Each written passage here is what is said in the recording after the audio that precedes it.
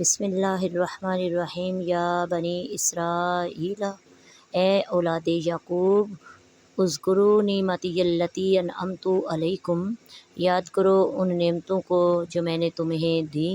واوفوا بعہدی، اور میرا وعدہ پورا کرو۔ اوفی بعہدکم، میں تمہارا وعدہ پورا کروں گا۔ وایای فارہبون، اور مجھ ہی سے ڈرتے رہو۔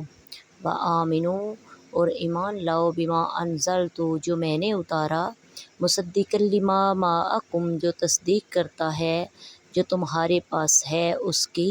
ولا تکونوا اول کافر بہ، اور نہ ہو جانا پہلے انکار کرنے والے۔ ولا تشتروا، اور نہ بیچو بآیاتی، میری آیتوں کو، ثمنا قلیلا، کم معاوضے میں۔ وایای فاتقون، اور مجھ ہی سے ڈرتے رہو۔ ولا تلبسوا الحق بالباطل، اور نہ حق کو باطل کے ساتھ ملاؤ۔ وتکتموا الحق، اور حق چھپاتے ہو حق کو، وانتم تعلمون، جبکہ تم جانتے ہو۔ واقیموا الصلاۃ، اور قائم کرو نماز کو۔ وآتوا الزکوٰۃ، اور زکوٰۃ دو۔ وارکعوا مع الراکعین، اور رکوع کرو رکوع کرنے والوں کے ساتھ۔ اتأمرون الناس، کیا تم لوگوں کو حکم دیتے ہو، بالبر، نیکی کا، وتنسون انفسکم، اور اپنی جان کو بھلا دیتے ہو، وانتم تتلون الکتاب، حالانکہ تم کتاب پڑھتے ہو۔ افلا تعقلون، کیا تم شعور نہیں رکھتے، عقل نہیں رکھتے۔ واستعینوا، اور مدد طلب کرو، بالصبر، صبر کے ساتھ، والصلاۃ، اور نماز کے ساتھ۔ وانہا لکبیرۃ، بے شک یہ بھاری ہے، الا علی الخاشعین، مگر خشوع کرنے والوں کے لیے۔ الذین، وہ لوگ، یظنون، جو گمان رکھتے ہیں، انہم ملاقو ربہم، کہ انہیں اپنے رب سے ملاقات کرنی ہے، وانہم الیہ راجعون، اور بے شک انہیں میری طرف لوٹ کر آنا ہے۔ تفسیر سورہ بقرہ کی آیت نمبر 40۔ یا بنی اسرائیل، اے بنی اسرائیل، اسراء کا معنی عبد یعنی بندہ ہے، اور ایل سے مراد اللہ، تو اسرائیل کا معنی ہوا عبد اللہ یعنی اللہ کا بندہ۔ یہ عبرانی زبان کا لفظ ہے اور حضرت یعقوب علیہ السلام کا لقب ہے۔ یہاں آیت نمبر 40 سے لے کے آیت نمبر 150 تک اکثر آیات میں اللہ تعالیٰ نے بنی اسرائیل کے عروج و زوال، عزت و ذلت، اقبال و ادبار، جزا و سزا، اور قومی و اجتماعی اچھے برے کردار کا تذکرہ کیا ہے۔ پھر ان کو قرآن پاک میں بار بار دہرایا گیا ہے۔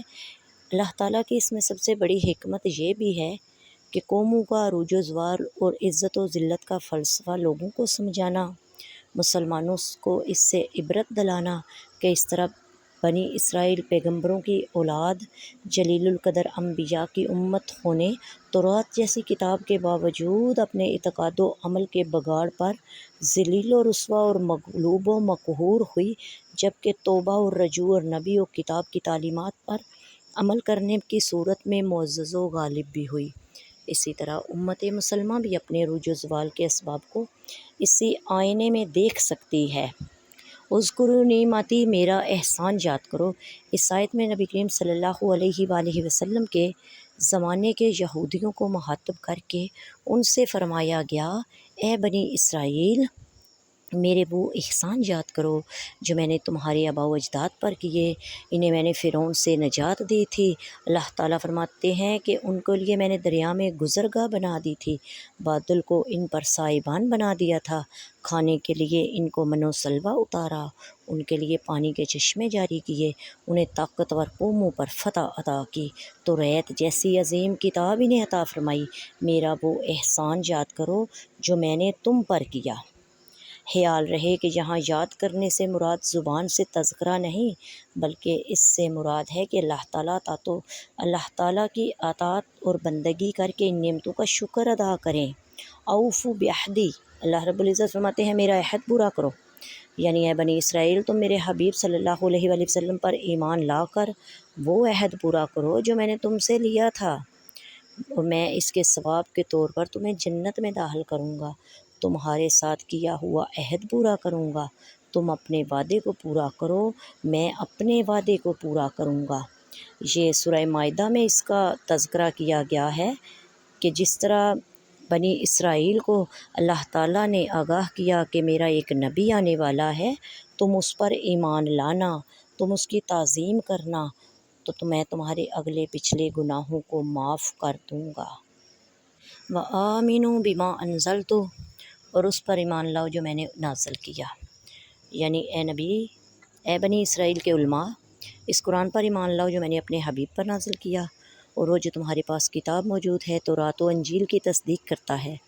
تم اہل کتاب میں سے قرآن مجید میرے حبیب صلی اللہ علیہ وآلہ وسلم کے سب سے اولین منکر نہ بنو۔ جو لوگ تمہارے پیچھے لگ کے کفر اختیار کریں گے تو ان کا وبال بھی تم پر ہی ہوگا۔ یاد رہے کہ نیکی اور بدی کے ہر کام میں یہی اصول نافذ ہے کہ اس کی ابتدا کرنے والوں کو پیروی کرنے والوں کے عمل کا ثواب عذاب ملے گا۔ حضرت جریر بن عبداللہ رضی اللہ تعالی عنہ سے روایت ہے کہ نبی کریم صلی اللہ علیہ وآلہ وسلم نے فرمایا، جس نے اسلام میں کوئی اچھا طریقہ ایجاد کیا اس کے لیے اس طریقے کو ایجاد کرنے کا ثواب ہوگا، اس کے بعد جو لوگ اس پر عمل کریں گے اس کا ثواب بھی اسے ہوگا، اور جس نے کسی اسلام میں برا طریقہ ایجاد کیا تو اس کا گناہ ہوگا، اور اس کے بعد جو لوگ اس پر عمل کریں گے ان کا گناہ بھی اس پر ہوگا۔ اپنے گناہوں اس کے گناہوں میں کوئی کمی نہیں ہوگی۔ اللہ رب العزت ارشاد فرماتے ہیں، وَلَا تَشْتَرُوا بِآیَاتِی، میری آیتوں کو تھوڑی قیمت کے بدلے میں نہ بیچو۔